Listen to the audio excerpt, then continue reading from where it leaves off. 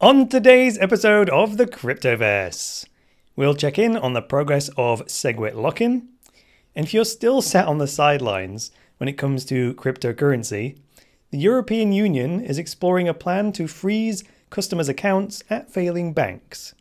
All of that coming up on today's episode of the Cryptoverse, so stay right there.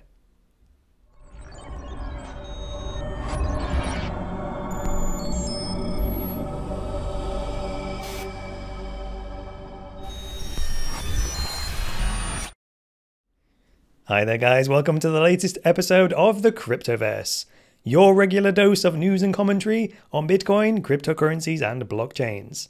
I am your host, Chris Coney, the founder of Cryptoversity, the online school where you can learn about Bitcoin, cryptocurrencies and blockchains. You can find out more about that at cryptoversity.com. So you've tuned into the news and commentary show of the Cryptoverse. Let's get into it with a Segwit update.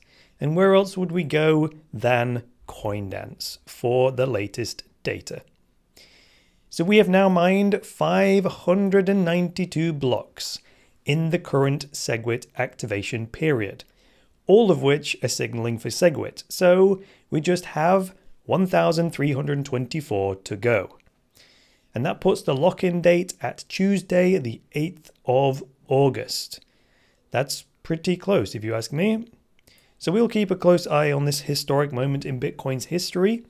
You know, as I've said before, I'm reserving judgment on this and remaining very calm about the whole situation. But once the Segwit and Bitcoin Cash situation has resolved itself, trust me, I'm going to lose my mind. And in a good way. I mean, I'm going to celebrate, right? But not until it's officially in the bag. So there's that.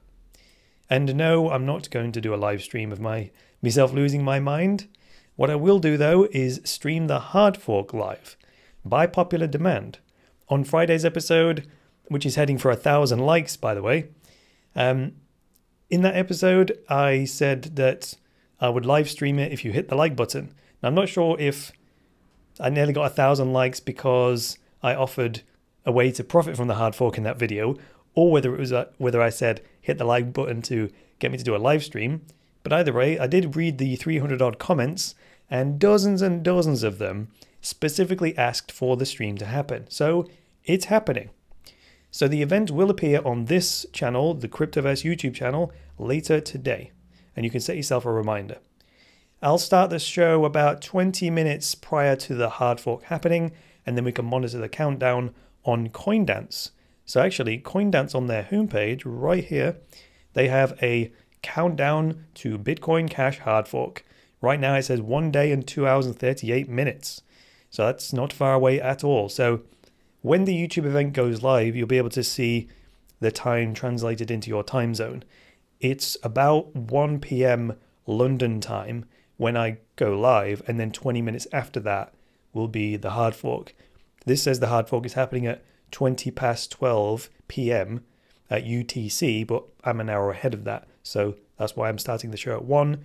And then about 20 minutes later, the hard fork will happen. So I'll be monitoring all kinds of things. We'll be monitoring the Coinigy price chart. We'll keep an eye on Coindance to see the blocks being produced. We'll do Q&A. We'll have a laugh. We'll have some good fun with it. We may as well have some good fun out of it. You know, what's the alternative, right? Let's may as well use it as a positive occasion. So that's all for the Segwit update and the Bitcoin Cash situation. It's happening tomorrow, so tune in for the live stream. Keep an eye out for that event going live on the channel. Now, the newest story I've got for today is the EU explores account freezes to prevent runs at failing banks. Now, there's two sources for this. The one is an article that I found on bitcoinist.com. That's this one here, and I'll link to this in the show notes as always. But also, this is derived from an article that came from Reuters, which is on exactly the same topic. EU explores account freezes to prevent runs at failing banks.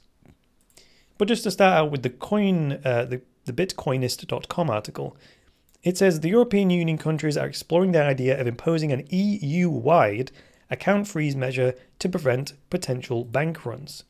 Really? Well, I wonder why that would be, right? I wonder. Let's carry on here. It says further on, The proposal wants to prevent depositors from The proposal wants to prevent depositors from pushing over the edge banks that are already failing or likely to fail. See, this is where I become infuriated. You know, we read story after story about failing banks, right? Either that or the possibility of failing banks and how to prevent banks from collapsing. That's the whole theme of the discussion, right? It's almost as if we've accepted the fact that the banking system is inherently unstable, yet we continue anyway, as if it's like the elephant in the room, right? Hasn't it ever occurred to us to ask why a bank could even be on the edge in the first place? Well, I'll tell you where my mind goes every time I read a story like this. Glass-Steagall. So this is the Wikipedia article I'm going to link to in today's show notes. So Glass-Steagall legislation. It says Glass-Steagall legislation describes 4 provisions of the US Banking Act of 1933 separating commercial and investment banks. And then it goes on to say the separation of commercial investing banks prevented securities firms and investment banks from taking deposits and commercial Federal Reserve member banks from, so this would mean that commercial Federal Reserve banks would be prevented from dealing in non-government securities, non-government trade grade securities, underwriting or distributing non-governmental securities, and affiliating with companies involved in such activities, right? So basically, it separated regular banks that held our deposits from the casino-like investment banks. And this would mean that if an investment bank made a risky trade and lost billions, it would have no impact on the commercial bank, and thus none of our regular deposits would be at risk. If we'd made a separate investment, right, with the investment bank, then fine, we might lose that money, but at least we would do so because we voluntarily took the risk by investing in that financial instrument. So that separation makes sense, right? Sounds like a good system. So what happened? Well, the Clintons happened. Back to the Wikipedia article, further down in the cyan color here, under the decline and repeal section, it says, starting in the 1980s, Congress debated bills to repeal Glass-Steagall's affiliation provisions, section 20 and 32. In 1999, Congress passed the Gramm-Leach-Bliley Act, known as the Financial Services Modernization Act of 1999, to repeal them. 8 days later, President Bill Clinton signed them into law. Thereby allowing commercial banks and investment banks to merge into one, ultimately exposing regular depositors to the risks involved in investment banking. So that was a good day for the bankers because it now meant that it had the deposits of millions of citizens backing it up, almost like a massive insurance policy. So if the bank were in trouble, the government would never let all those citizens lose their money because there would be a riot, right? So that left the government, would leave the government, and still does to this day, leaves them no choice but to bail out failing banks, which I would argue was the whole strategy in the first place. I mean, if we, you and I, if we could make high-risk bets in the financial markets and then get our money back when we lose, we'd be happy too, wouldn't we, right? But anyway, getting back to the EU situation.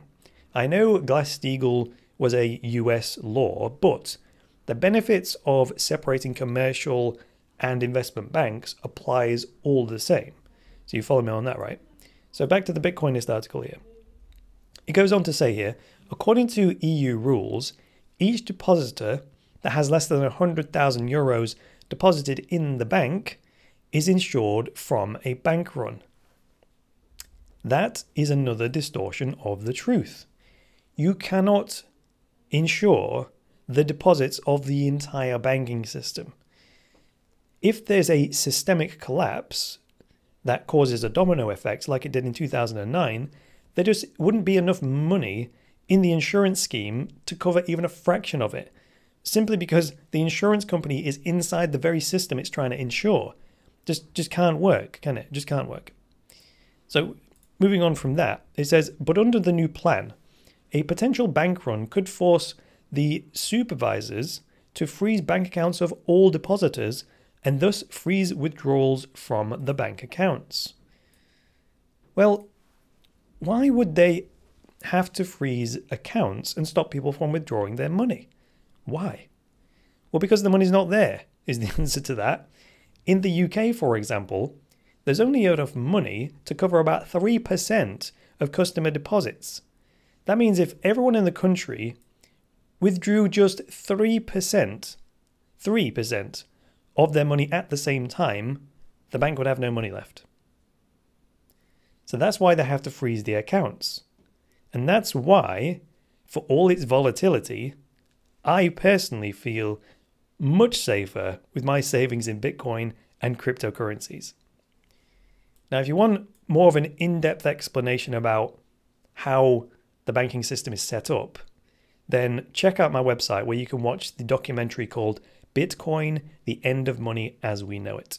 And it'll give you more of a background onto these kinds of news stories so you can read between the lines and see beyond what is presented by the facts themselves. That's all I've got to say about the EU banking crisis situation. Just before I go today, it's a Monday, so I want to welcome some new patrons. We have Charles Colkins. This is the bit where I have to pronounce people's names. Charles Colkins, welcome to you, sir.